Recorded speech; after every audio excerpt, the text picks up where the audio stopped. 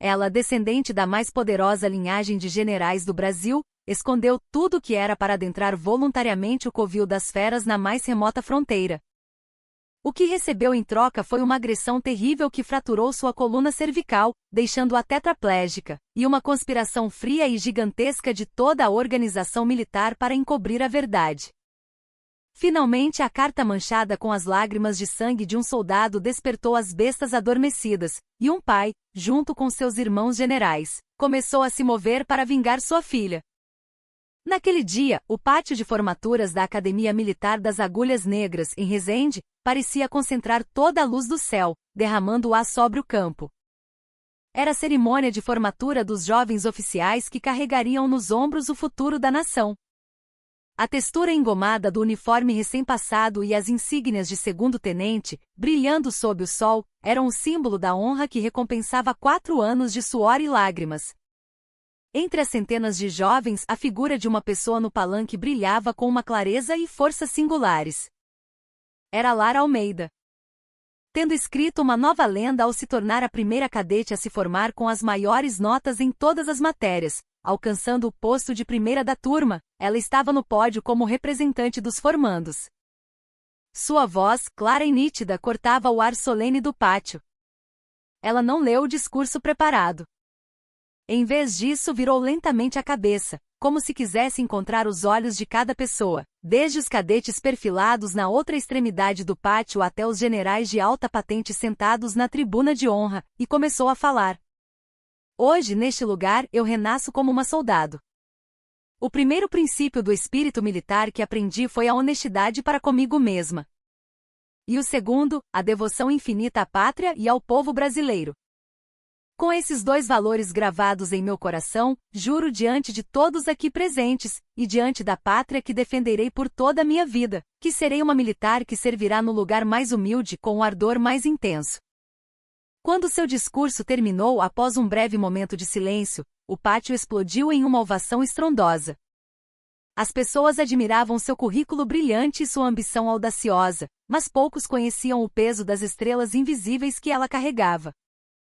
Na primeira fila da tribuna, 3 generais considerados lendas vivas do exército brasileiro, mantinham expressões aparentemente calmas, mas seus olhos tremiam com uma emoção única, um misto de orgulho, admiração e uma profunda preocupação. O general de exército Matias Almeida, chefe do Estado-Maior do Exército, com 4 estrelas nos ombros, era o tio mais velho de Lara. Ao seu lado, com um olhar ardente que não perdia um único movimento da filha, sentava-se o general de divisão Ricardo Almeida, comandante militar do Planalto. Ele era o pai de Lara. E junto a eles, com olhos penetrantes que pareciam analisar cada detalhe da sobrinha no palco, estava o general de brigada Vitor Almeida, chefe do Centro de Inteligência do Exército. Ele era o tio mais novo de Lara. Lara Almeida. Ela era a única e preciosa filha nascida no seio de uma família de militares de aço que compunham o mais alto escalão das Forças Armadas brasileiras. Seu caminho, desde o nascimento, parecia traçado. Se ela tivesse mostrado o menor sinal de fraqueza ou desejado uma vida comum e tranquila, sua família teria de bom grado pavimentado para ela uma estrada segura e gloriosa. Um caminho que começaria como uma confortável oficial administrativa em uma unidade de elite em Brasília, passando por uma missão como a de do militar no exterior, até o auge da carreira de um oficial de elite. Nesse caminho, nenhum perigo, nenhuma injustiça ousaria sequer olhá-la. Mas ela recusou tudo isso. Após a formatura, em uma comemoração modesta apenas com a família, Lara, que permanecerá de boca fechada como se tivesse tomado uma decisão, finalmente soltou a bomba. Quero remover todas as informações sobre minha família da minha ficha militar. Pai, tio Matias, tio Vitor, todos vocês. Oficialmente, serei registrada como órfã, cujos pais faleceram cedo. No instante seguinte, a atmosfera calorosa congelou. Seu pai, o general Ricardo Almeida, pousou a taça de vinho que segurava e olhou para a filha com uma expressão de incredulidade. Sua voz, diferente daquela que comandava dezenas de milhares de soldados, era a de um pai ferido. Lara, que diabos você está dizendo? Por que órfã? Seu pai e seus tios, estamos todos bem vivos aqui. Lara não desviou do olhar trêmulo de seu pai e o encarou de frente. Sua voz era firme. É exatamente por isso, pai. Não quero ser a filha do general Ricardo, a neta da linhagem Almeida. Quero ser avaliada apenas como a segundo-tenente Lara Almeida. Quero provar minha posição apenas com minha capacidade e meu esforço. Se eu seguir um caminho fácil sob a proteção de vocês, nunca poderei me sentir íntegra. Não conseguirei erguer a cabeça diante dos soldados que terei que comandar. Para um militar, isso é como a morte. Por favor, respeitem minha escolha. Suas palavras não eram um capricho juvenil. Eram a convicção de uma soldado que ela gravara nos ossos durante 4 anos na academia. A forma mais pura de honra que ela desejava proteger. Seu tio mais velho, o general Matias Almeida, falou com gravidade. Sua voz carregava a profunda autoridade que ecoava por todo o exército brasileiro. Lara, essa sua bravura como militar é louvável. Mas o exército é um lugar muito mais complexo e selvagem do que você imagina. Às vezes, essa sua origem pode ser o único escudo que a protegerá. Você não entende isso? Mesmo dentro de uma fortaleza de aço, existem masmorras escuras e úmidas. Seu tio mais novo, Vitor Almeida, o chefe da inteligência que conhecia todos os segredos e trevas das Forças Armadas, acrescentou com acidez. A unidade de fronteira para a qual você quer ir é uma das mais difíceis de controlarmos. Coisas que desafiam o bom senso acontecem lá. É um reino à parte, fora do alcance da vigilância de Brasília. É uma aposta perigosa demais, Lara. A persuasão da família era desesperada. Eles temiam genuinamente que ela se machucasse, que fosse ferida. Mas a determinação de Lara era como aço. Ela se levantou e curvou-se profundamente diante dos 3 homens que eram, ao mesmo tempo, militares que ela admirava e a família que amava. Eu lhes imploro. Deem-me a chance de me fortalecer por conta própria. Permitam que eu cresça não como uma flor de estufa, mas como uma flor selvagem que enfrenta a chuva e o vento. Se eu falhar e for quebrada, então, de bom grado, voltarei para o seio da família. Mas apenas uma vez quero tentar com minhas próprias forças. Finalmente seu pai, Ricardo, vendo nos olhos da filha a mesma alma de soldado inflexível que ele possuía, engoliu as lágrimas e assentiu pesadamente. Tudo bem. Se essa é a sua vontade, não vou impedi-la. Mas me prometa uma coisa. Se enfrentar a menor dificuldade, se sofrer a menor injustiça, você deve me avisar imediatamente. Entendido? Sim, pai. Eu prometo. Ela respondeu assim, mas em seu coração já havia decidido que, por mais difícil que fosse, jamais pediria ajuda à sua família. Assim, Lara Almeida, com as próprias mãos, removeu o mais poderoso escudo protetor do Brasil. Seus documentos foram alterados de sobrinha do chefe do Estado-Maior do Exército e filha do comandante militar do Planalto para órfã sem parentes.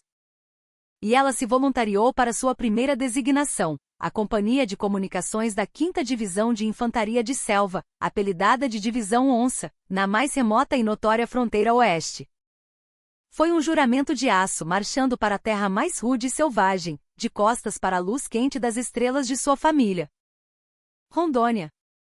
O ar na fronteira do inverno amazônico era cortante e seco como uma lâmina. A estrada para a base da Divisão Onça, a poucos quilômetros da fronteira, parecia desprovida de civis há muito tempo, um lugar desolado. Quando a segundo-tenente Lara Almeida parou em frente ao posto de guarda de seu batalhão de comunicações, o que a recebeu foi um vento que parecia rasgar a pele e os olhares explícitos dos soldados de sentinela. Sentinela soldado Gilmar em serviço sem alterações.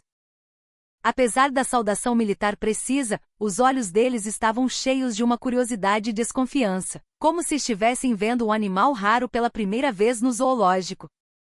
A primeira comandante de pelotão mulher na história do batalhão. E ainda por cima, uma oficial com um currículo surreal, formada como primeira da turma em agulhas negras. A notícia de sua chegada já havia se espalhado por toda a unidade, gerando todo tipo de especulação e fofoca. Que tipo de peixe grande ela tem para mandar em uma mulher para um buraco desses? Com certeza ia para um lugar confortável, mas algo deu errado e ela foi empurrada para cá. Com esse corpinho delicado, será que ela aguenta o treinamento? No caminho para se apresentar ao comandante do batalhão, enquanto atravessava o pátio, dezenas de olhos a seguiam das janelas dos alojamentos. Alguns assobiavam, outros sorriam maliciosamente e cochichavam entre si. Lara tentou parecer indiferente, andando com as costas retas, mas sentia o suor frio escorrer por suas costas. Aquele lugar tinha uma aura selvagem e primitiva, diferente do exército que ela imaginara, era um reino à parte. A primeira reunião com o comandante foi breve e seca. O tenente-coronel, um homem baixo e barrigudo, pareceu brevemente surpreso com o currículo impressionante dela, mas logo assumiu uma expressão indiferente ao descrever a situação da unidade e apresentar o segundo pelotão que ela comandaria. Tenente Almeida, o segundo pelotão que você vai assumir é o que tem a disciplina mais rígida e o maior volume de trabalho em todo o batalhão. Também é onde estão os maiores baderneiros. Especialmente o subtenente Guzmão, ele é um cara de temperamento forte, então veja como você o amansa. Não há tratamento especial para mulheres aqui. Você não veio aqui para ter uma vida fácil, não é? Entendido? Sim, senhor. Entendido, senhor. Lara respondeu em voz alta, prestando continência, mas pôde sentir a desconfiança e o incômodo implícitos no tom do comandante. A frase "veja como você o amansa" era, na verdade, um eufemismo para "se vire, não me crie problemas". Era uma atitude de quem via a chegada de uma nova dor de cabeça, em vez de encorajamento ou expectativa pela chegada de uma nova oficial. A verdadeira provação começou quando ela abriu a porta do escritório do segundo pelotão. Dentro da sala apertada e com cheiro de mofo havia 2 homens. Um deles era corpulento como um urso, com a pele bronzeada e curtida pelo sol e pelo tempo. Qualquer um podia ver que ele era um veterano que já passara por tudo. Era o subtenente Guzmão. Ele estava com as pernas cruzadas sobre a mesa, consertando peças de um equipamento de comunicação com uma expressão de descontentamento.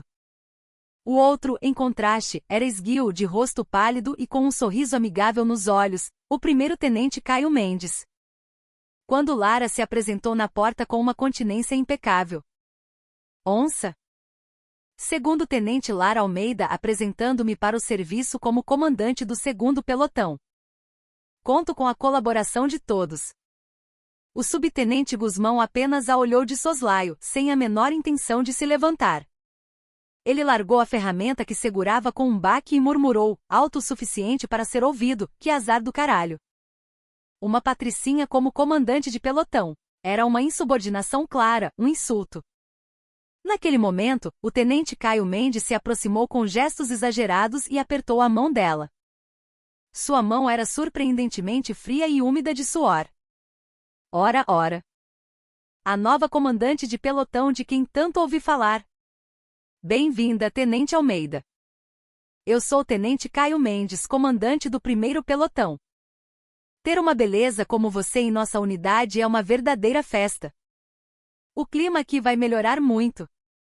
Seu tom era amigável, mas o olhar que a percorria de cima a baixo era lascivo e calculista. Lara sentiu um desconforto e sutilmente retirou a mão. Conto com sua colaboração, tenente Mendes. Claro, claro. E você, subtenente Guzmão, não vai cumprimentar nossa nova comandante? Assim não dá, meu amigo.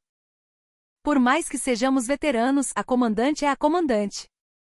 Com a insistência de Caio, Guzmão finalmente se levantou a contragosto.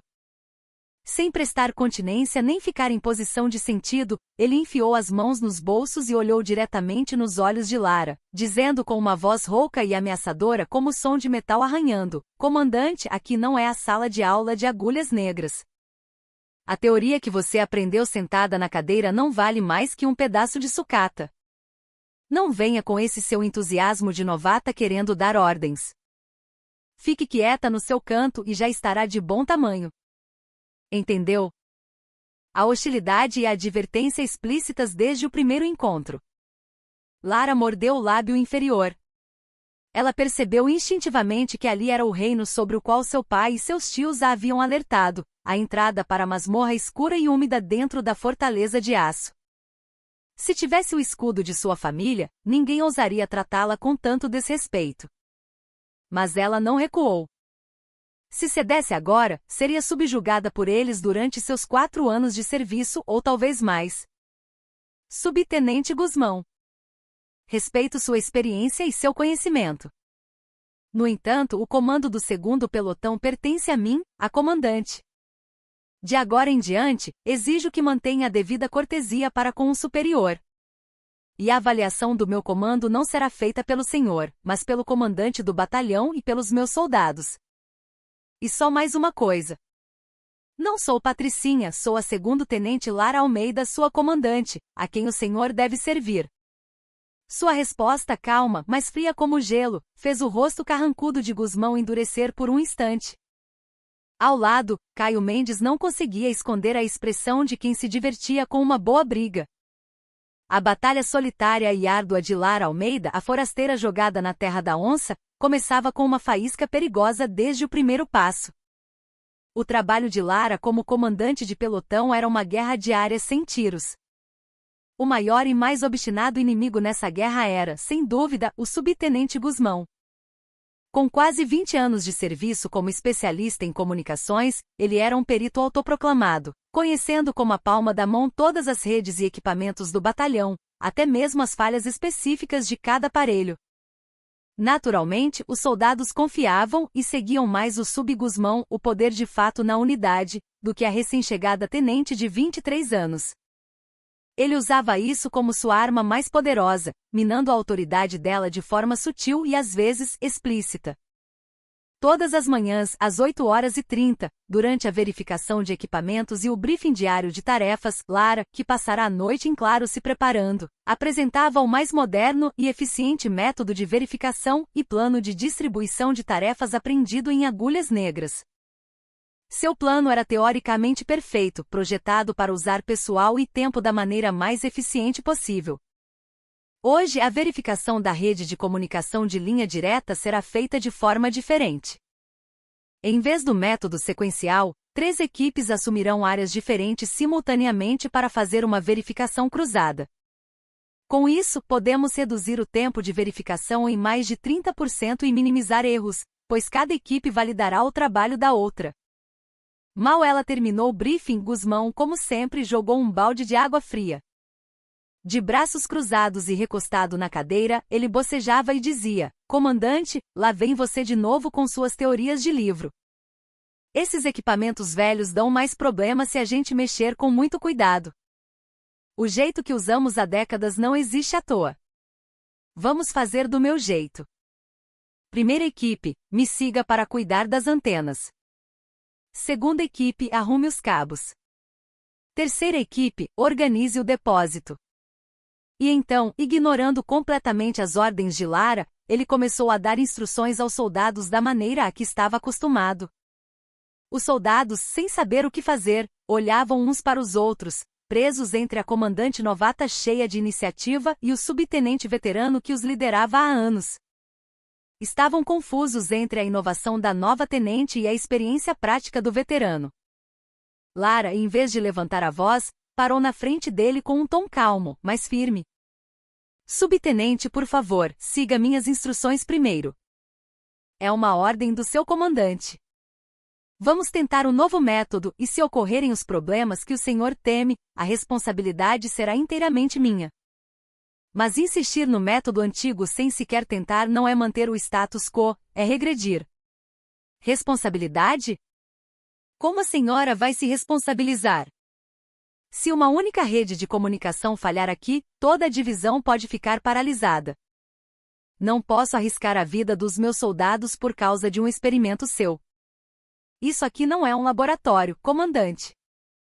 Estamos na linha de frente, onde a artilharia inimiga pode cair a qualquer momento." Suas palavras superficialmente pareciam de preocupação com a unidade e os soldados. Mas por trás delas havia uma profunda desconfiança em uma oficial mulher, jovem e sem experiência de combate, e uma arrogância arraigada de como ousa, com seus 20 anos de serviço, tentar me ensinar algo? Ele estava esmagando a autoridade de Lara na frente dos soldados para deixar claro quem era o verdadeiro comandante do pelotão. Certa vez, durante um treinamento noturno de estabelecimento de rede de comunicação de emergência, ocorreu uma situação inesperada. Uma chuva torrencial e localizada causou um deslizamento de terra em parte da área onde a linha de comunicação principal estava enterrada, interrompendo o sinal. Lara, sem se abalar, analisou a situação com calma, combinando o manual de emergência com dados topográficos, e organizou as equipes de reparo. Primeira equipe, siga pela Rota Alfa. Segunda, pela Rota Bravo para verificar danos nos cabos e reportar. Terceira equipe, prepare o equipamento reserva e aguarde no posto de comando. Nesse momento, Guzmão a interrompeu. Comandante, mandar os soldados para essa chuva é loucura. A Rota Alfa, especialmente, é perigosa. Houve um deslizamento lá no verão passado. Eu vou sozinho ver a situação. Negativo. Ação individual é contra o regulamento e mais perigosa. Devemos manter o princípio de duplas. Manual. A senhora acha que o exército funciona só seguindo o que está escrito nos livros? Guzmão gritou, pegou um rádio e correu para a chuva forte. Lara ficou momentaneamente sem palavras com sua atitude, mas logo recuperou a compostura e comandou os soldados restantes. Em vez da Rota Alfa para onde Guzmão havia ido, ela analisou as curvas de nível e a localização dos sistemas de drenagem e despachou a segunda equipe para a Rota Charlie, uma rota alternativa mais provável. Seu julgamento estava correto. O problema não estava na Rota Alfa, mas em um curto-circuito no fornecedor de energia do repetidor, que inundou porque um cano de drenagem na Rota Charlie estava entupido. Assim que a segunda equipe conectou a energia reserva e concluiu o trabalho de drenagem, a rede de comunicação foi normalizada em apenas 15 minutos.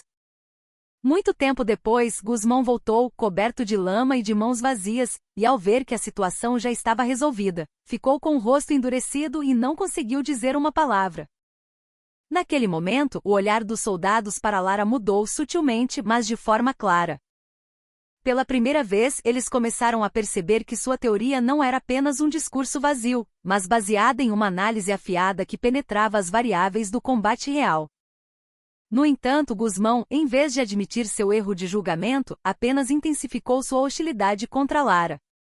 Em situações oficiais, ele a ignorava abertamente, e nos intervalos com outros subtenentes e sargentos na área de fumantes, ele a diminuía, chamando-a de Patricinha Sortuda. No exército, a patente visível não era tudo. Existia uma hierarquia invisível de tempo de serviço e experiência de combate. O subtenente Guzmão reinava como o rei dessa hierarquia invisível, empurrando a comandante oficial, Lara Almeida, para um campo de batalha sem tiros todos os dias.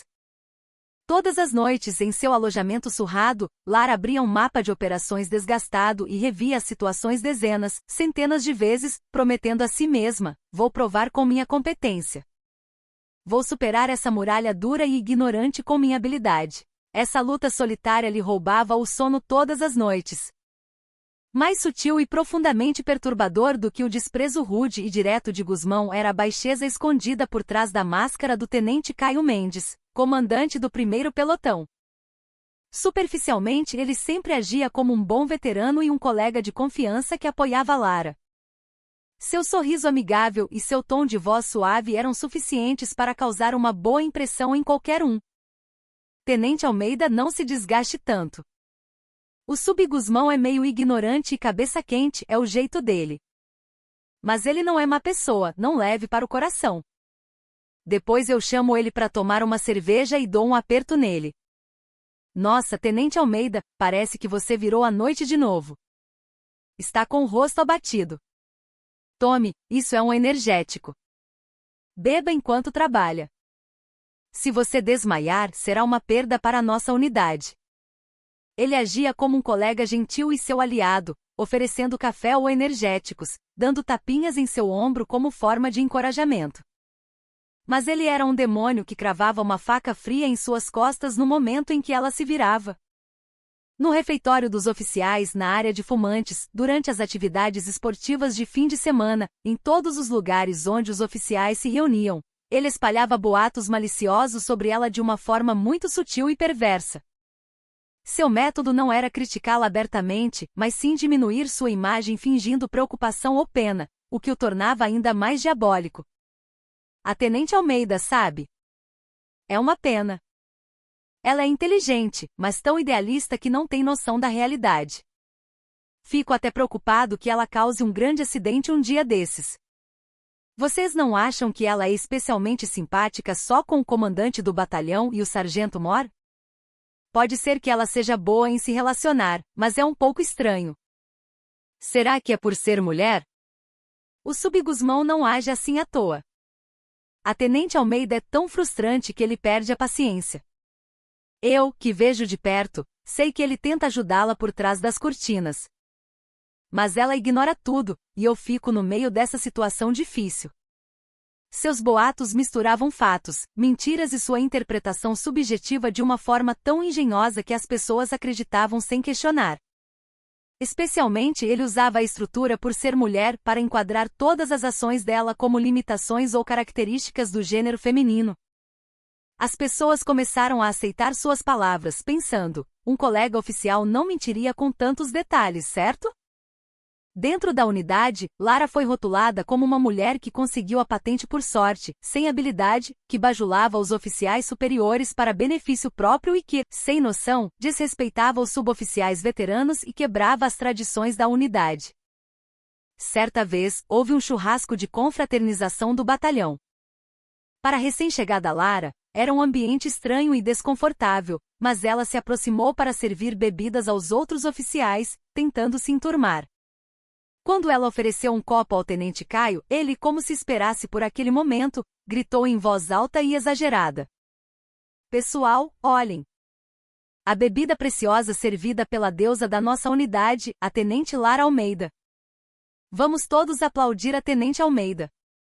Tenente, sirva uma rodada para todos, começando pelo comandante do batalhão." Com suas palavras, todos os olhares se voltaram para ela.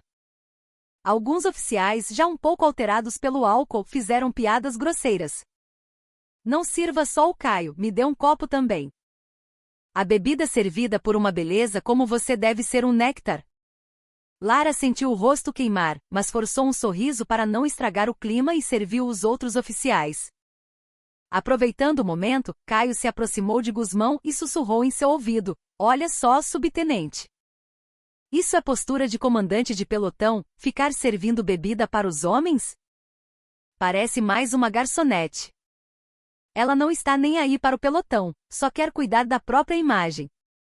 Guzmão, com o rosto vermelho de álcool, zombou de Lara, autossuficiente para ela ouvir: deveria ter sido hostes de boate, não comandante de pelotão. De que buraco saiu esse osso? A voz era baixa, mas no meio do barulho, atingiu os ouvidos de Lara como uma faca. Suas mãos tremeram de raiva.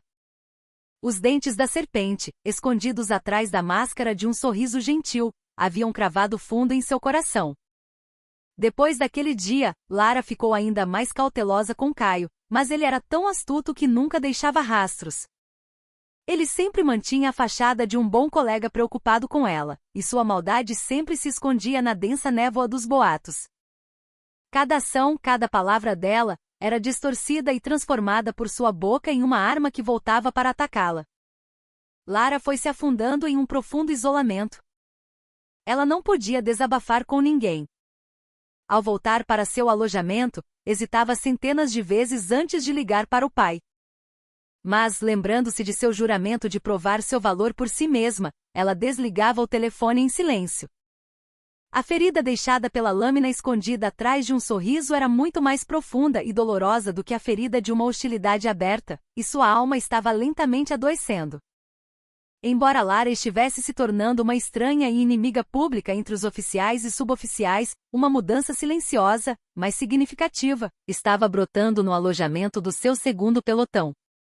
Os soldados que inicialmente a viam com desconfiança como uma patricinha, que caiu de paraquedas e reclamavam que o treinamento seria mais pesado por ter uma comandante mulher. Com o tempo, começaram a sentir sua sinceridade e competência. Lara era uma líder que liderava pelo exemplo, não pela autoridade. Todas as manhãs, às 6 horas, ela corria com os soldados com o mesmo equipamento completo, e até carregava o equipamento do soldado mais lento para correr ao lado dele. Nos trabalhos mais difíceis e sujos, ela era sempre a primeira a arregaçar as mangas. Seja cavando trincheiras em solo congelado com uma picareta ou fazendo a manutenção de cabos de comunicação cheios de graxa, ela nunca se recusava. Seu rosto pálido e suas mãos delicadas logo ficavam sujos de poeira e graxa, mas ela nunca franziu a testa. Além disso, ela tratava cada soldado como um indivíduo, não apenas como um subordinado. Quando um soldado torceu o tornozelo durante o treinamento, ela o carregou nas costas até a enfermaria. Ela ouvia até tarde da noite as preocupações de um soldado que estava sofrendo pelo término de um namoro.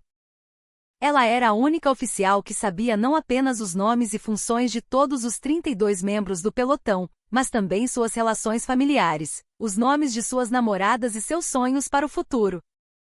O soldado Davi Costa, em particular, observava Lara de perto e desenvolveu um profundo respeito por ela. Davi era um gênio da engenharia eletrônica, mas por ser quieto e introvertido, não gostava de se destacar e estava apenas se adaptando à vida militar. Ele havia sugerido várias melhorias para o sistema antigo e ineficiente da unidade, mas sempre era repreendido com um faça apenas o que lhe foi mandado, o que o frustrava. A primeira pessoa a reconhecer e valorizar seu talento foi Lara. Um dia, um erro desconhecido no antigo programa de comunicação tática da unidade começou a ocorrer repetidamente, paralisando o trabalho administrativo. O subtenente Guzmão reclamou dizendo, é assim mesmo, reinicie e use, e os outros oficiais também não sabiam o que fazer.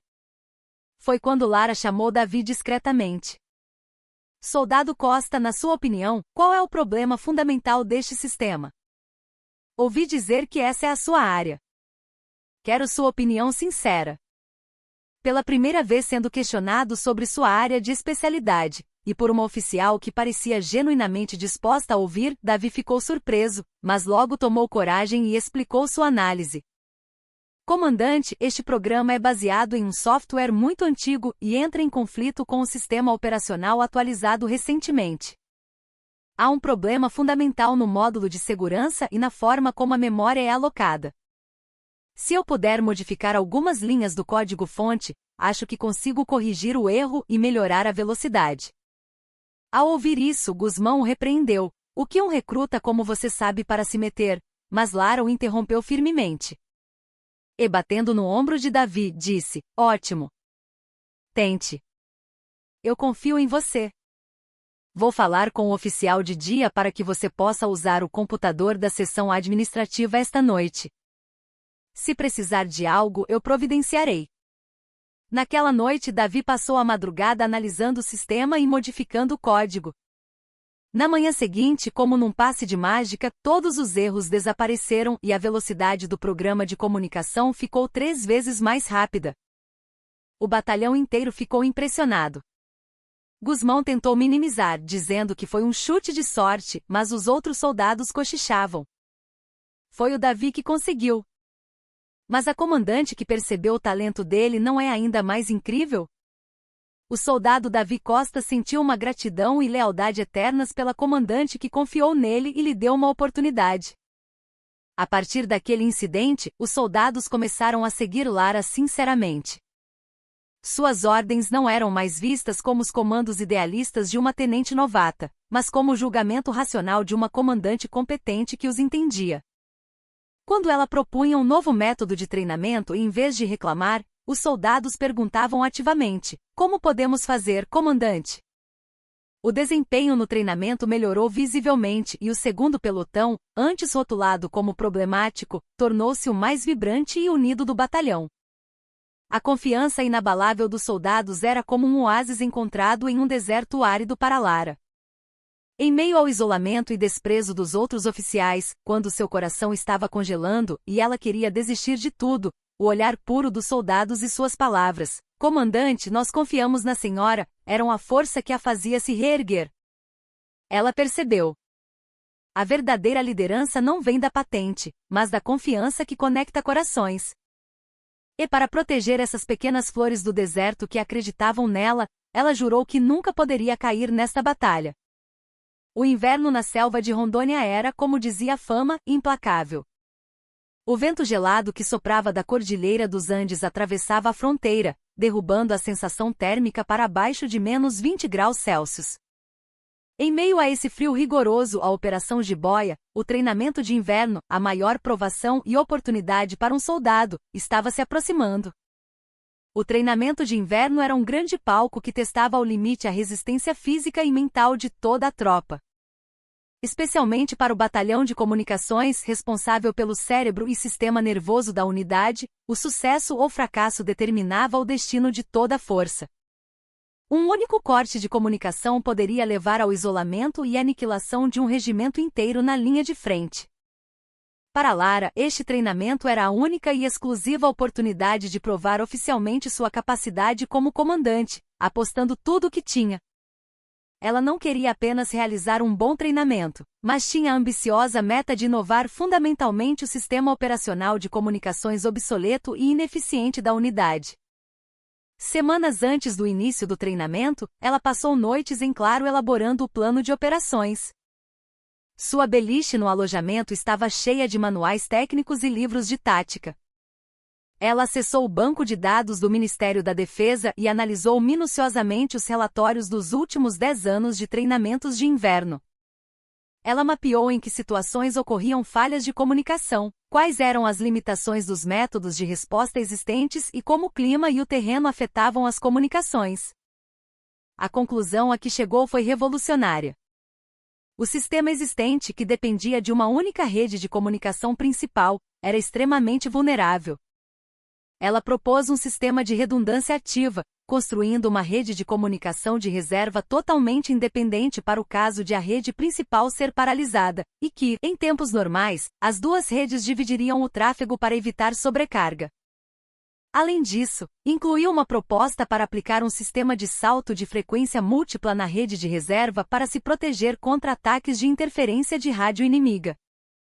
O plano de operações de dezenas de páginas que ela preparou era tão meticuloso e perfeito que poderia ser usado como material didático em agulhas negras, cheio de ideias inovadoras. Poucos dias antes do treinamento, na reunião de operações de todo o batalhão, cada comandante de pelotão apresentou seu plano de treinamento. O tenente Caio Mendes, do 1º Pelotão, leu um relatório medíocre que parecia ter apenas o título e a data alterados do plano do ano anterior, e os outros comandantes também não saíram muito do convencional. Para eles, o treinamento não era um desafio para tentar algo novo, mas apenas um evento anual cansativo e irritante. Finalmente chegou a vez de Lara. Quando ela subiu ao pódio, um ar frio e sutil percorreu a sala de reuniões como sempre. Guzmão a encarava com um olhar de desprezo, de braços cruzados, e Caio cochichava com o colega ao lado. Vamos ver que romance ela escreveu desta vez, e ria. O comandante da companhia, capitão Fábio Rocha, já bocejava com uma expressão de tédio. Mas Lara não se abalou. Com uma voz confiante e sem hesitação, ela começou a explicar seu plano. Neste treinamento, nosso 2º pelotão, para compensar a vulnerabilidade do sistema de operação de rede única, implementará um sistema de redundância ativa, construindo simultaneamente a rede principal e uma rede de reserva. Isso visa minimizar o tempo de interrupção da comunicação para quase zero em caso de falha de equipamento devido ao frio extremo, ruptura de cabos ou ataques de guerra eletrônica inimiga. Ela projetou fotos de satélite e mapas topográficos em 3D na tela para apresentar as rotas mais eficientes para a construção da rede de comunicação e a localização dos repetidores e apresentou protocolos de resposta detalhados, passo a passo, para todas as situações de emergência imagináveis. Seu briefing foi lógico, conciso e sem falhas. A atmosfera de desprezo e zombaria na sala de reuniões começou a se transformar em admiração e surpresa. Os oficiais pararam de cochichar e se concentraram totalmente em sua apresentação. Seu plano não era apenas uma repetição dos métodos existentes, mas uma ideia inovadora que mudava o paradigma das operações de comunicação. Ela não estava apenas relatando um plano de treinamento, mas apresentando uma visão para a guerra de comunicações do futuro. Quando o briefing terminou, o comandante do batalhão, pela primeira vez, mostrou uma expressão de genuína admiração e disse: Tenente Almeida, seu plano é realmente incrível. Parece que estou assistindo a um filme de guerra futurista. Se na prática tudo ocorrer como planejado, a MVP deste treinamento será você. O elogio foi para Lara, mas quem ficou com o rosto vermelho de raiva foram Gusmão e Caio. Gusmão, em particular, que sempre a diminuíra por ignorar sua experiência analógica e se basear apenas em teoria de livros, sentiu-se profundamente humilhado e ameaçado quando ela apresentou um plano de operações de ponta que ele mal conseguia entender. Caio também não conseguiu esconder sua irritação ao ver que os boatos que ele espalhou sobre ela ser uma mulher incompetente estavam se desfazendo. Após a reunião no corredor, Caio se aproximou de Lara e disse com sarcasmo: Nossa Tenente Almeida parece que só estudou a noite toda. Mas treinamento não se ganha só com inteligência, né? O plano é tão grandioso que espero que os soldados não morram de exaustão. Gusmão passou por ela sem dizer uma palavra, com os olhos ardendo de raiva. Seu olhar era como uma maldição, dizendo: Vamos ver o quão boa você realmente é. Lara não se abalou com a reação deles. Isso é só o começo. Não importa quão perfeito seja o plano, se não for comprovado com resultados, não passa de um pedaço de papel. Ela olhou para os soldados de seu pelotão que a seguiam e confiavam nela. Nos olhos deles, havia uma expectativa e confiança mais fortes do que antes. Lara fez uma promessa firme. Ela iria, a todo custo, fazer deste treinamento um sucesso para dar orgulho àqueles que acreditavam nela e para punir com sua competência aqueles que tentavam esmagá-la. Em meio ao prelúdio de um inverno rigoroso, ela afiava silenciosamente sua lâmina para a batalha decisiva. O treinamento de inverno começou para valer. Em meio a um vento cortante e neve até os joelhos, todos os soldados da divisão Onça travavam uma batalha feroz contra um inimigo imaginário, em condições que simulavam um combate real. O segundo pelotão de Lara recebeu a missão mais crítica: construir e manter a rede de comunicações que conectava o centro de comando e controle do treinamento a todas as unidades subordinadas. Lara, como planejado, iniciou a operação de redundância, construindo simultaneamente a rede de comunicação principal e a rede de reserva com salto de frequência múltipla. O subtenente Gusmão reclamava a todo momento, dizendo que era um trabalho estúpido que só dobrava o esforço desnecessariamente. Ele tentou incitar os soldados, perguntando por que precisavam fazer o dobro do trabalho no frio e na exaustão, mas os soldados não o ouviam mais. Em vez de reclamar, eles seguiram silenciosamente a liderança confiante de Lara. Especialmente o soldado Davi Costa, com sua formação em engenharia eletrônica, e outros membros do pelotão, mostraram profunda confiança em seu plano inovador e deram o seu melhor no trabalho árduo e desconhecido, sem uma única reclamação. Comandante. O solo no ponto de construção da rede de reserva está congelado, dificultando a instalação dos suportes da antena. Não force. Use o equipamento de aquecimento portátil para derreter o solo antes de instalar. Pode demorar um pouco mais, mas a segurança é a prioridade. Comandante. Parte do cabo da rede principal está com perda de sinal devido ao endurecimento do revestimento por causa da baixa temperatura. Problema previsto. Isole o cabo imediatamente com material térmico e prepare-se para substituí-lo por um cabo reserva se a perda exceder o limite. Ela dava a ordem sem hesitação, como se tivesse previsto e se preparado para todas as variáveis. Os soldados, vendo sua calma e profissionalismo, confiavam nela ainda mais profundamente. Na noite do terceiro dia de treinamento, a temperatura despencou para abaixo de menos 25 graus Celsius. Enquanto toda a unidade lutava contra o frio intenso, o desastre aconteceu. A rede de comunicação principal de toda a divisão foi instantaneamente paralisada por um poderoso ataque de interferência de rádio inimiga. Todos os monitores na sala de controle de comando ficaram pretos, e dos alto-falantes saía apenas um ruído estático. As vozes do comandante da divisão, dos comandantes de regimento e de batalhão foram cortadas de uma vez. Os olhos, ouvidos, cérebro e sistema nervoso da unidade foram paralisados em um instante. A sala de controle de comando se tornou um caos. O grito furioso do comandante da divisão ecoou: Batalhão de Comunicações, o que estão fazendo? Restabeleçam a comunicação agora. Que porra é essa? O comandante do batalhão pálido gritava com cada pelotão. Identificaram a causa? Qual é a área responsável? Ajam agora. O problema estava na rede central, sob a responsabilidade do primeiro pelotão. O tenente Caio Mendes foi pego de surpresa pelo ataque de guerra eletrônica inimiga, que fazia parte do cenário do treinamento. Ele operava apenas a rede de frequência única convencional e não tinha como responder ao ataque de interferência concentrado do inimigo. Em pânico, ele apenas repetia como um papagaio: a interferência inimiga é muito forte. Não é possível rastrear sem tomar nenhuma medida adequada.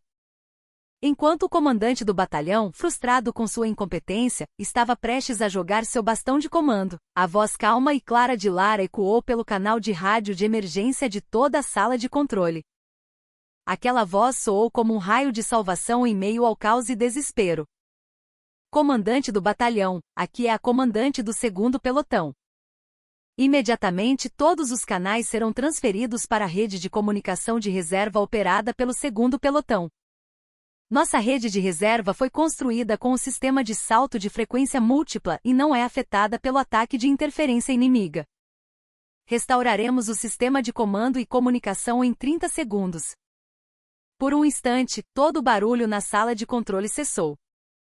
Todos incrédulos olharam para o alto-falante de onde vinha a voz de Lara.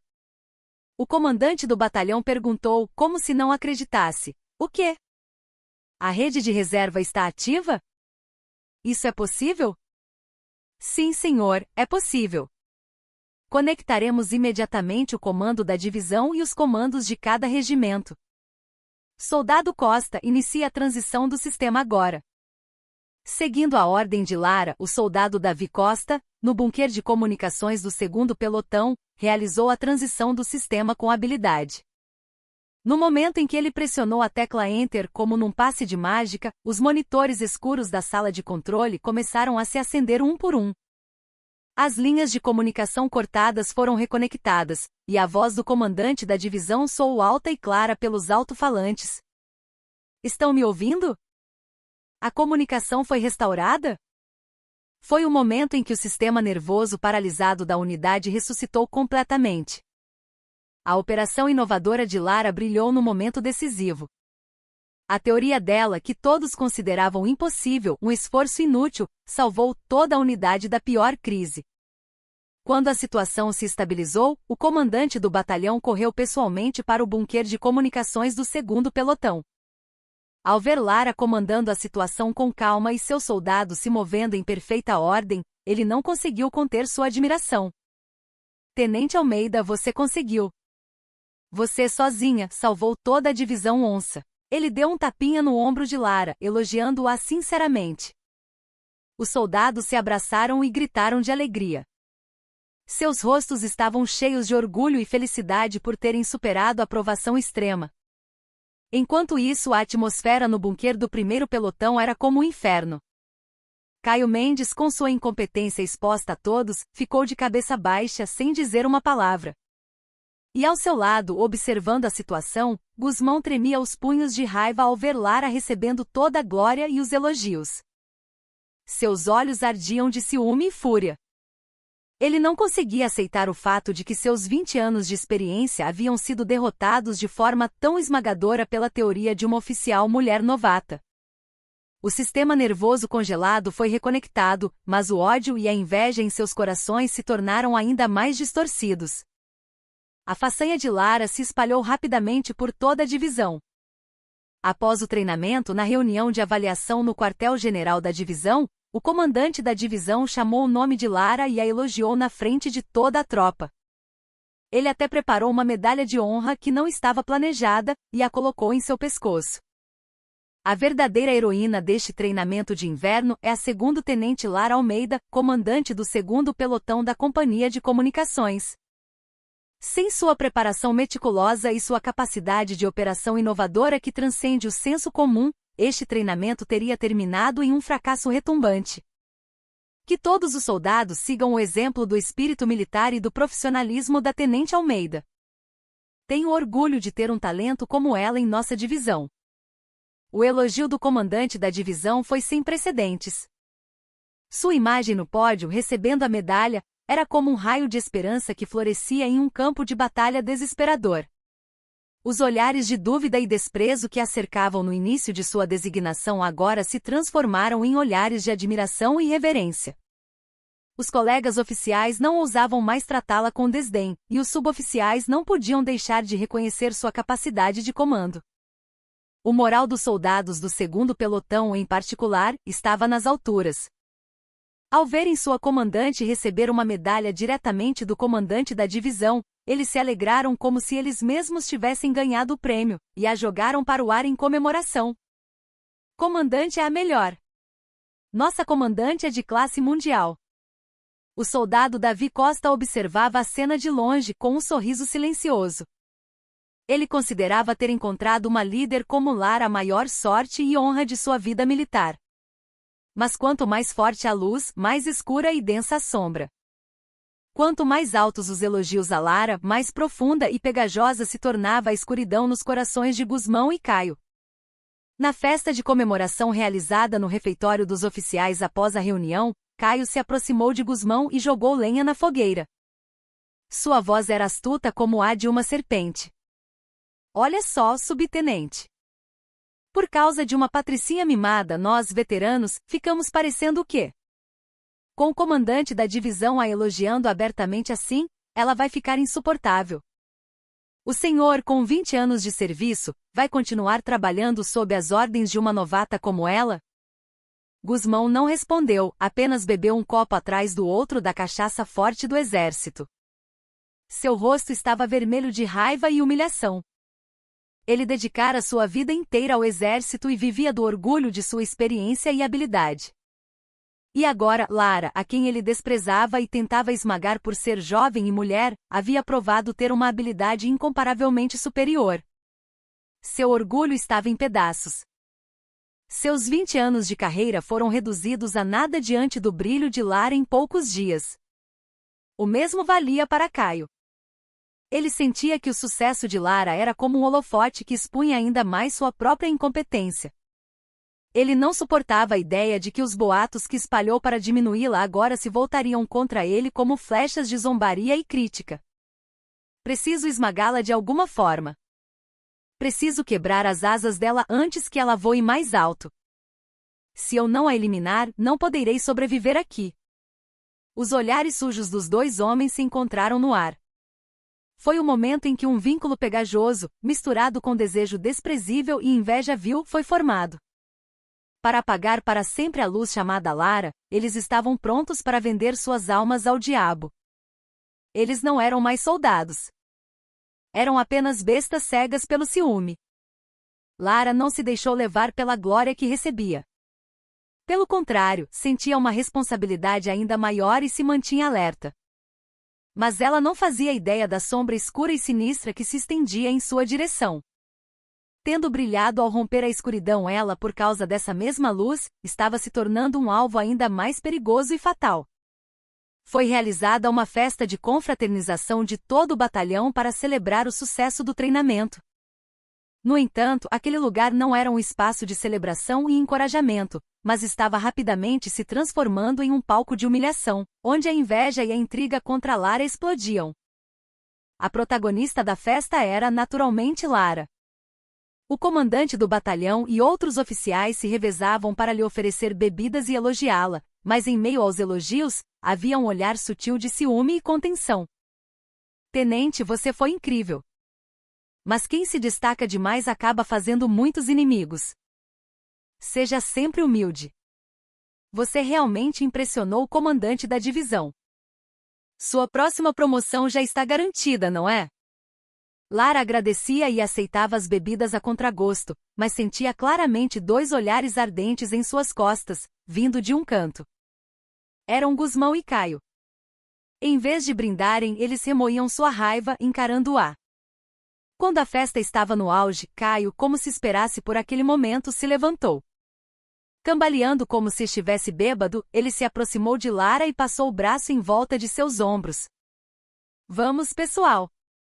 Um brinde à nossa heroína de hoje, a Tenente Lara Almeida.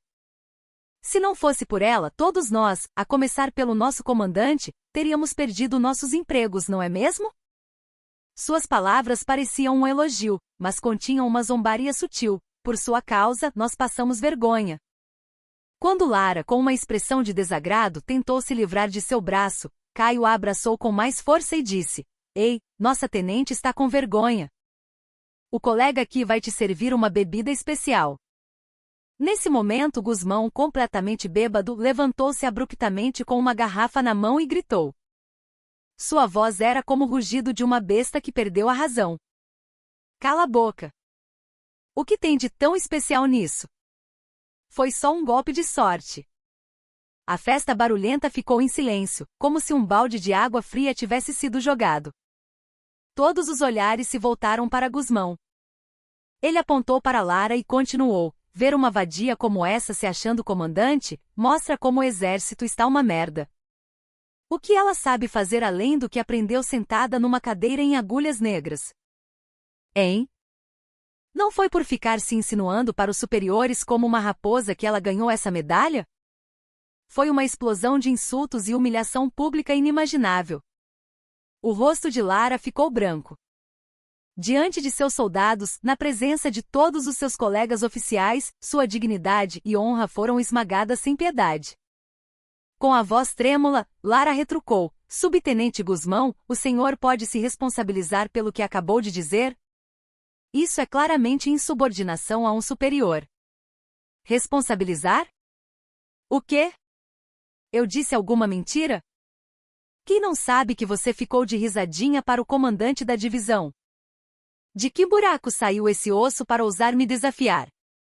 Vendo a situação ficar feia, o capitão Rocha, comandante da companhia, e o comandante do batalhão intervieram para conter Gusmão. Gusmão, já chega. Você bebeu demais. Mas Gusmão já havia perdido o controle. Caio, ao lado, fingia acalmá-lo, mas na verdade o incitava. Calma, subtenente. A tenente Almeida ainda não conhece bem a vida militar, deve ter cometido um erro. Suas palavras foram como jogar gasolina no fogo. Lara não aguentou mais. Ela se levantou e disse com uma voz fria como gelo: Subtenente Gusmão, vou denunciá-lo formalmente por insubordinação a superior e difamação com base em falsas alegações. E Tenente Caio, sua cumplicidade e instigação também não passarão impunes. A resposta firme e legal de Lara fez os rostos de Gusmão e Caio endurecerem por um instante. A festa estava completamente arruinada. Lara saiu daquele inferno. O ar frio da noite tocou seu rosto, mas a raiva e a humilhação que ferviam em seu coração não diminuíram. A praga chamada inveja era muito mais virulenta e contagiosa do que ela pensava. Ela paralisava a razão de uma pessoa, destruía a disciplina de uma organização e despedaçava a honra de um indivíduo. Lara percebeu. Não havia mais para onde recuar. Aquilo não era uma simples briga emocional, mas uma luta por sua própria existência como soldado. Ela decidiu levar o caso ao comitê disciplinar para pôr um fim a essa teia de intrigas. No entanto, ela não fazia ideia de que isso seria o prelúdio de uma tragédia ainda mais terrível. Era a última noite do treinamento. A maioria das tropas, aliviada e exausta, preparava-se para a retirada, mas o segundo pelotão de Lara ainda realizava a árdua tarefa de inspecionar e desmontar o equipamento de comunicação.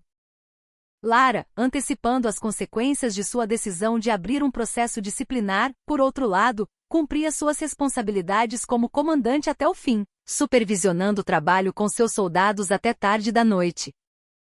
Após o incidente na festa, o clima na unidade estava tenso como uma bomba relógio prestes a explodir. Lara solicitou formalmente, através do capitão Rocha, uma ação disciplinar contra Gusmão e Caio. Mas o capitão, preocupado com sua própria promoção e temendo que sua companhia ficasse marcada como problemática, a repreendeu, dizendo para deixar pra lá, e que ela estava fazendo uma tempestade em copo d'água. Quando quase todo o trabalho estava concluído, Lara foi sozinha fazer a inspeção final de um pesado gerador de reserva instalado na periferia da base. Ela havia mandado seus soldados cansados de volta para o alojamento. O gerador estava localizado em um local isolado atrás de um velho depósito de suprimentos. Na escuridão total, apenas a luz de sua lanterna iluminava o caminho. No exato momento em que ela terminou a inspeção e se virou, uma sombra mais densa e pesada que a escuridão a envolveu por trás. Antes que pudesse gritar, uma mão enorme tapou sua boca.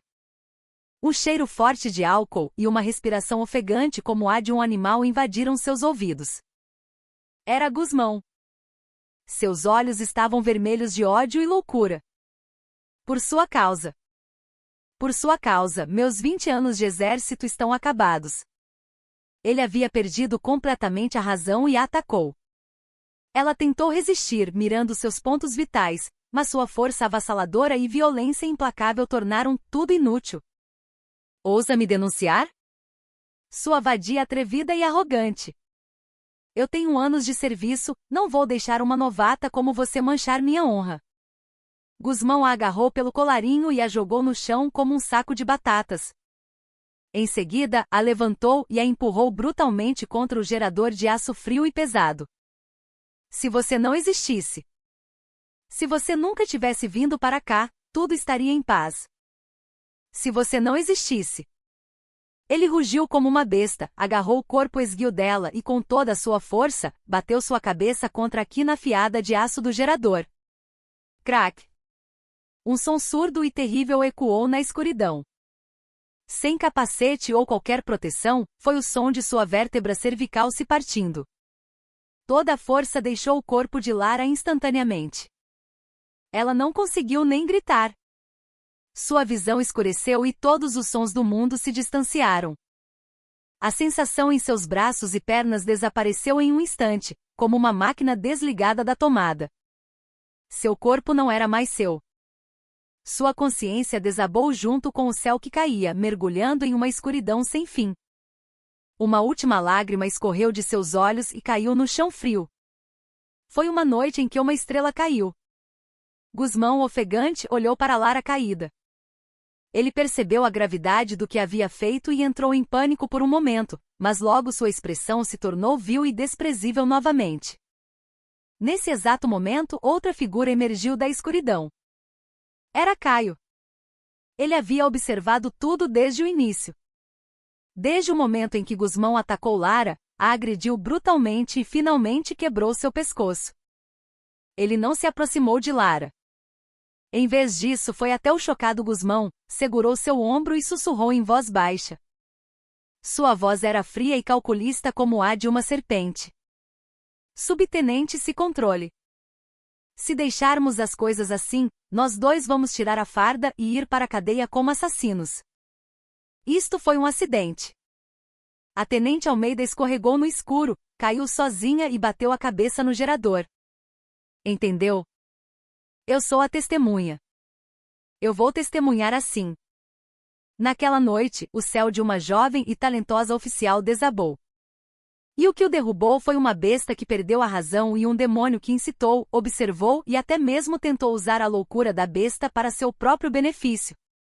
Quando a consciência de Lara retornou vagamente, o que lhe atingiu o nariz foi o cheiro de sangue desinfetante, e a sensação de um leito frio de enfermaria. Ela conseguia abrir os olhos, mas do pescoço para baixo não sentia nada, não conseguia se mover. Uma terrível sensação de estranheza, como se seu corpo e alma estivessem separados, a dominou. Médicos e enfermeiras militares se moviam apressadamente e ao seu lado estavam o capitão Rocha pálido e o tenente Caio fingindo preocupação. Foi um acidente lamentável. Durante a inspeção final do equipamento de treinamento, ela escorregou no escuro e bateu a cabeça no gerador. Todos diziam a mesma coisa, como se tivessem ensaiado. Era uma mentira descarada. Lara tentou abrir a boca para dizer a verdade. Não. Não foi um acidente. Foi o Guzmão, mas de sua garganta saía apenas um som sibilante, sem formar nenhuma palavra significativa. Suas cordas vocais também estavam paralisadas. Ela implorou com os olhos, com uma expressão desesperada. Não foi um acidente. Logo depois, um oficial de investigação do batalhão veio ao quarto para investigar. A única testemunha, Caio, se apresentou. Com lágrimas nos olhos, ele interpretou o choque de ter testemunhado um acidente trágico. Eu estava de patrulha e ouvi um gemido vindo de trás do depósito. Corri e encontrei a tenente Almeida caída e sangrando. Não havia mais ninguém por perto, e parecia que ela tinha batido a cabeça na quina do gerador. Se eu a tivesse encontrado um pouco antes. Sinto muito. Sua atuação perfeita convenceu a todos. Ou talvez, eles apenas fingiram ser convencidos.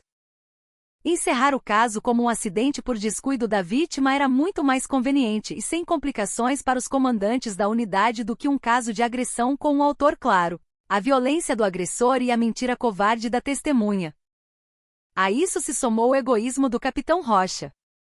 Temendo que sua promoção fosse prejudicada e a reputação da unidade manchada, ele se apressou em encerrar o caso como um acidente. Ele até mesmo adiou deliberadamente o contato com o número de emergência na ficha de Lara, ou seja, seu pai.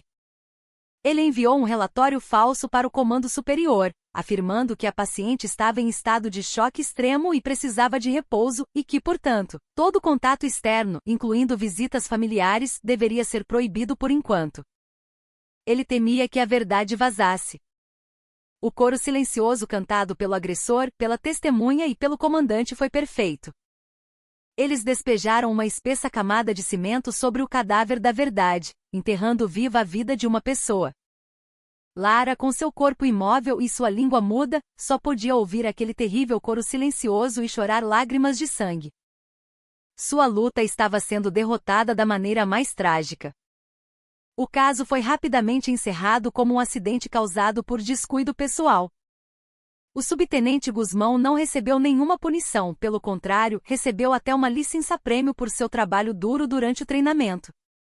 Na frente dos outros soldados, ele fingia compaixão descaradamente, dizendo: uma garota que só se baseia no entusiasmo acaba assim. É uma pena, mas ela colheu o que plantou. Caio foi elogiado pelo comandante do batalhão por ter sido a primeira testemunha e ter agido rapidamente. Dentro da unidade, Lara foi tratada como uma oficial tola e lamentável que causou um grande acidente por excesso de zelo. Os soldados do 2º pelotão que suspeitavam da verdade foram forçados ao silêncio sob uma ordem estrita de sigilo. A justiça foi abandonada em um lugar frio e escuro. Lara foi transferida para o Hospital Militar de Área de Brasília para exames mais detalhados. E lá, recebeu um diagnóstico que era como uma sentença de morte para o resto de sua vida. Tetraplegia devido à lesão completa da 5ª vértebra cervical. A medula espinhal foi completamente seccionada, e com a tecnologia médica atual, a recuperação é impossível. A senhora terá que passar o resto da vida deitada em uma cama, dependendo de um respirador artificial. A voz do médico era fria e seca. O futuro da talentosa oficial, primeira da turma de agulhas negras, que carregava as expectativas de todos, terminou em um instante. Ela não era mais uma soldado, não era mais nada, apenas uma existência que ainda respirava. Seu pai, o general Ricardo Almeida, havia sido informado apenas que sua filha se ferira gravemente em um acidente durante o treinamento, mas não sabia da terrível verdade da paralisia e se consumia em preocupação. O hospital e a unidade impediram sistematicamente o contato direto entre ela e sua família. Eles os bloquearam com a mentira de que a estabilidade mental da paciente é a principal prioridade e ela atualmente apresenta sintomas de fobia social devido a um grave transtorno de estresse pós-traumático. Mais do que a dor física, o que a atormentava era um profundo sentimento de impotência e traição que corroía sua alma. O fato de que aqueles que a deixaram assim estavam vivendo suas vidas normalmente, enquanto ela se tornará um ser vegetal que dependia de uma máquina até para respirar, a enlouquecia. Pai, tio Matias, tio Vitor. Ela chamava sua família em seu coração. Se ao menos a verdade fosse revelada agora. Mas sua voz não alcançava ninguém. Ela era uma ilha completamente isolada neste enorme hospital, nesta enorme organização chamada Exército. Todas as noites, olhando para o líquido transparente que gotejava do soro pendurado no teto, ela sentia as lágrimas escorrendo de seu corpo. Lágrimas quentes fluíam incessantemente sobre sua vontade, que antes era de aço. O mundo de Lara parou completamente no teto branco do quarto do hospital. A única coisa que ela podia fazer era piscar os olhos e virar a cabeça muito lentamente para ver o céu quadrado através da janela.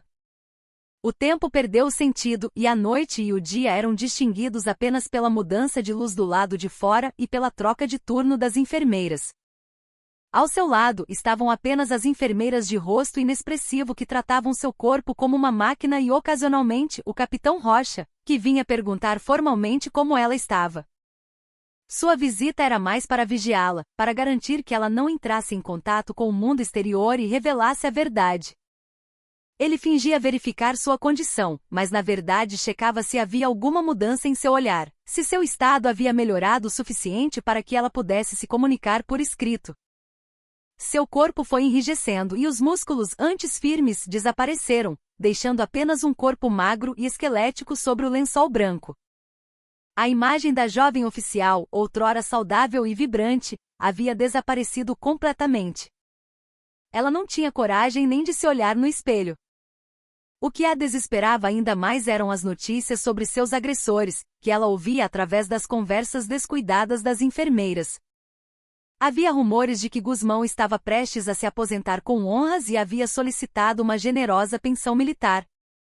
Também ouviu que Caio, por seus méritos no treinamento, havia recebido uma promoção e sido transferido para um cargo cobiçado no quartel-general do Exército.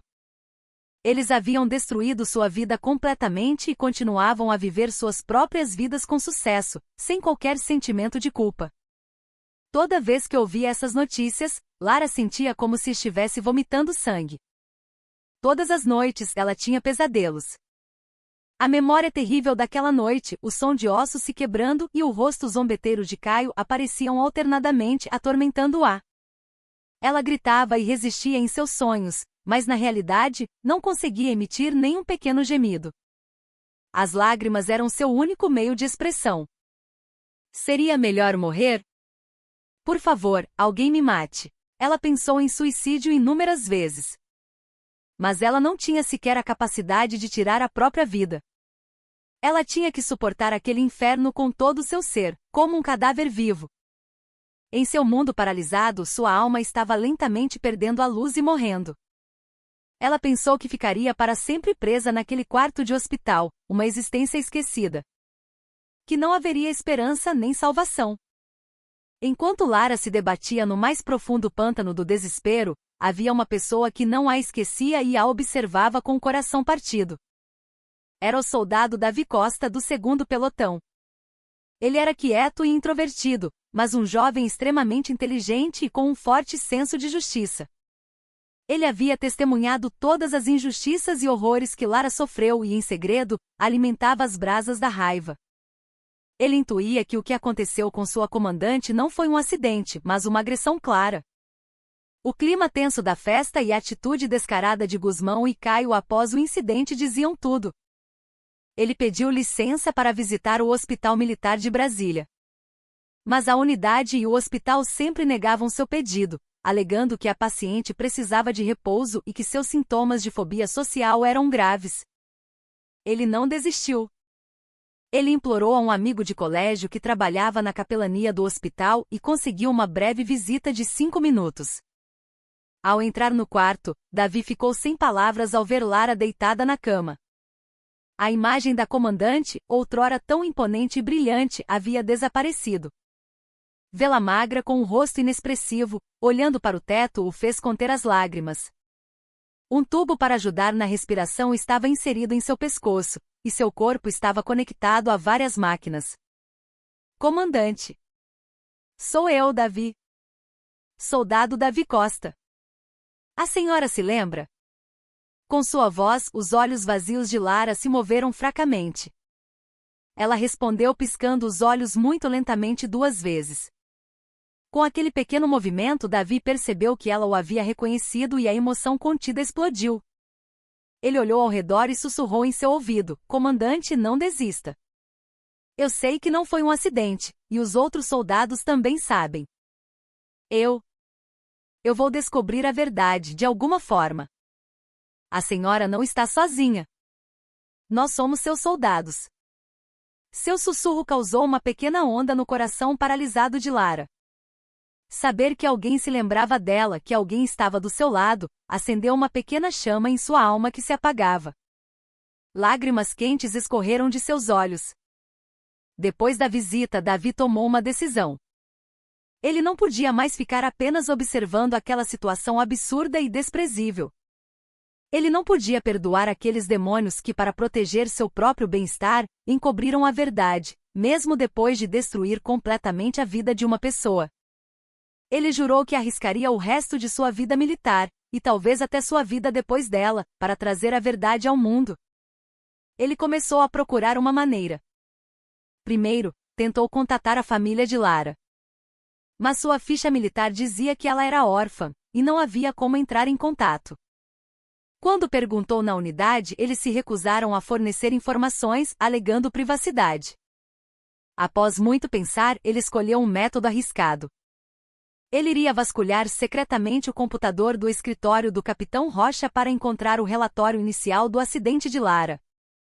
Lá, certamente estaria o contato de sua verdadeira família na seção de emergência. Fingindo estar de serviço noturno, ele se infiltrou no escritório e, com o coração batendo forte, vasculhou os arquivos do computador. Finalmente encontrou um arquivo chamado Relatório de Resultados do Acidente de Segurança da 2º Tenente Lara Almeida. Dentro do arquivo, junto com os detalhes do acidente, estava escrito como contato de emergência: Pai Ricardo Almeida, Comandante Militar do Planalto.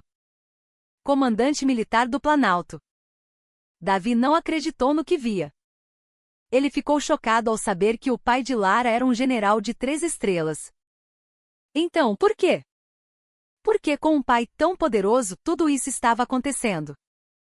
Ele logo percebeu. A unidade havia escondido completamente esse fato e não havia informado a verdade ao general Ricardo. Eles estavam com medo do poder do pai, bloqueando completamente a verdade. Ele não precisava mais hesitar. Ele começou a escrever uma carta imediatamente. Mas o destinatário não era o general Ricardo. Ele julgou que se o pai, um general de 3 estrelas, agisse diretamente, poderia se tornar um problema político interno ou ser visto como nepotismo. Ele decidiu apelar para alguém mais alto e que pudesse se mover de forma mais discreta. Ele verificou a identidade do tio mais velho e do tio mais novo, que também estavam registrados no arquivo do relatório de acidente. E ele fez sua escolha. No envelope da carta, ele escreveu: AC General de Brigada Vitor Almeida, chefe do Centro de Inteligência do Exército. O tio mais novo de Lara. Ele acreditava que o general do CIE, que lida com todas as informações e inteligência dentro do Exército, poderia descobrir a verdade deste caso da maneira mais rápida e precisa. Na carta, ele descreveu em detalhes tudo o que viu e ouviu: a humilhação na festa, a atitude descarada dos agressores após o incidente e a condição terrível de Lara. Isto não foi um acidente, mas uma clara tentativa de homicídio. Por favor, salve uma soldado inocente. Sem ser visto por ninguém, ele colocou a carta na caixa de correio da unidade. A sorte estava lançada. Será que uma única carta poderia derrubar a enorme muralha de silêncio? Ele esperou ansiosamente pelo resultado. A carta enviada pelo soldado Davi Costa chegou ao Centro de Inteligência do Exército através do correio militar. Em meio a pilhas de relatórios de inteligência e petições, era improvável que a carta de um simples soldado enviada diretamente a um general do CIE chamasse a atenção. Mas como se fosse o destino ou a ajuda dos céus, a carta foi notada por um sargento durante a triagem e finalmente chegou à mesa do general Vitor Almeida, o poder de fato do CIE. O general Vitor abriu a carta distraidamente, mas seu corpo inteiro enrijeceu ao ver o nome de sua sobrinha, Lara Almeida. Com olhos penetrantes, ele leu a carta de uma só vez. A cada linha, sua expressão, normalmente fria, se contorcia de raiva e espanto. Lesão completa da 5ª vértebra cervical. Tetraplegia. Dependência de respirador artificial. Agressão deliberada por Gusmão e Caio. O conteúdo da carta era de uma dimensão completamente diferente da lesão na coluna devido a um acidente infeliz durante o treinamento que ele conhecia. Era, em suma, uma denúncia terrível de que sua sobrinha havia sido praticamente assassinada dentro do exército e que toda a unidade estava acobertando o fato de forma organizada. Ele imediatamente convocou secretamente sua equipe de inteligência de elite. Sua voz era fria e firme como aço. O que vou dizer agora não sai daqui. Reúnam todos os dados relacionados ao acidente da segundo-tenente Lara Almeida na Companhia de Comunicações da 5ª Divisão, desde o relatório inicial até o presente. Registros de comunicação, históricos de chamadas de todos os envolvidos. Quero tudo na minha mesa em 1 hora. Investiguem todos os envolvidos, incluindo Gusmão, Caio e Rocha. Revirem a vida de cada um deles, não deixem pedra sobre pedra.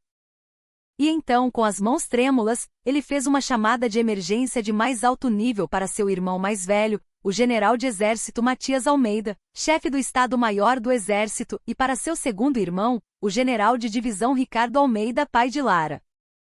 Irmãos, preciso que venham ao meu escritório imediatamente. É sobre a Lara. Algo muito, muito ruim aconteceu. Momentos depois, em seu escritório, os 3 irmãos, a trindade de poder do exército brasileiro, estavam reunidos. Vitor entregou a carta de Davi aos 2 irmãos. Os rostos dos 2 homens ficaram pálidos enquanto liam. Especialmente o pai de Lara, Ricardo, que ao terminar de ler, desabou na cadeira e começou a soluçar. A culpa e a raiva por ter sido um tolo, sem saber de nada enquanto sua filha passava por algo tão terrível, destroçaram seu coração. O chefe do Estado-Maior, Matias Almeida, superou a tristeza e foi consumido por uma fúria infernal. Seus olhos ficaram vermelhos como sangue. Ele segurou o ombro de seu irmão que chorava silenciosamente. Como ousam? Como ousam tocar na minha sobrinha, na filha do meu irmão? Esses vermes. Ele tomou uma decisão. Isso não seria uma mera investigação ou inspeção. Seria uma guerra. Uma guerra de extermínio sem misericórdia contra aqueles que destruíram sua família. Ele não era mais o chefe do Estado-Maior do Exército Brasileiro. Ele era o próprio tigre enfurecido, caçando a matilha de hienas que ousou matar seu filhote adormecido. Vitor, use toda a rede de informações que você tem para identificar cada um dos envolvidos, sem exceção. Suas famílias, parentes, relações financeiras, tudo. Ricardo, vá para o hospital agora e fique ao lado da Lara. E não deixe ninguém vê-la até que eu tenha limpado toda essa sujeira. Ele convocou de emergência os principais assessores do Estado-Maior para seu gabinete. Sua aparência era solene e mortal, como se estivesse prestes a declarar lei marcial. A partir de agora, emito uma ordem especial sob a autoridade do chefe do Estado-Maior do Exército. Todos os envolvidos na Companhia de Comunicações da 5ª Divisão serão identificados e levados a um tribunal marcial, sem exceção. O nome da operação é Guilhotina. Eu mesmo cortarei as cabeças desses vermes. Despachem imediatamente as forças especiais da Polícia do Exército para prender todos os envolvidos no local. Se resistirem, estão autorizados a atirar para matar. A carta manchada de lágrimas de um soldado perfurou o coração do Exército Brasileiro. E